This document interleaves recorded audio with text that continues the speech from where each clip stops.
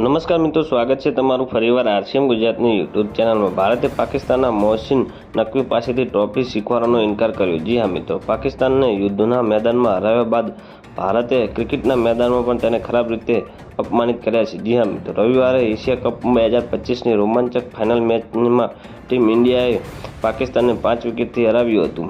Final મેચને હરાવીને ભારતે 9મી વખત એશિયા કપ પર કબજો કર્યો છે। જી હા મિત્રો, ભારતે એશિયા કપ 2025ની ટ્રોફી જીત્યા પછી મોડી રાત સુધી ડ્રામા ચાલતો રહ્યો હતો। ટીમ ઇન્ડિયાએ એશિયા કપ ક્રિકેટ કાઉન્સિલના પ્રમુખ અને પાકિસ્તાનના ક્રિકેટ બોર્ડના ચીફ મોહસિન નકવી પાસેથી એશિયા કપ 2025ની ટ્રોફીનો ઇનકાર કરી દીધો હતો અને બાદમાં મોટો વિવાદ સર્જાયો હતો। જી હા મિત્રો, રવિવારે ભારતે ફાઇનલ મેચમાં પાકિસ્તાનને 5 વિકેટથી હરાવ્યું હતું। તિલક વર્માએ 69 રનનો અનમ ઇનિંગ રમીને પ્લેયર ઓફ ધ મેચ જાહેર કરવામાં આવ્યો હતો। એશિયા કપ 2025 દરમિયાન ભારતીય ટીમે પાકિસ્તાનને કોઈ પણ ખેલાડી સાથે હાથ ન મિલાવવા અને મેદાનની બહાર કોઈ પ્રકારની વાતચીત ન કરવાની નીતિ અપનાવી હતી।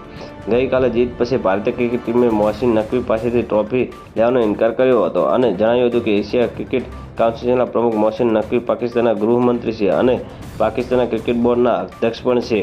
મેચ પછી ઇનામ વિતરણ સમારોહમાં શરૂ થતાં તે પહેલાં નકવી એક બાજુ ઊભા રહી ગયા હતા અને ભારતીય ક્રિકેટ ટીમો 15 યાર્ડ અંદર ઊભા રહ્યા હતા। તો મિત્રો, ન્યૂઝની સતત જાણકારી મેળવવા માટે અમારી ચેનલને લાઇક, શેર અને સબસ્ક્રાઈબ કરી લેજો। ધન્યવાદ। જય હિન્દ।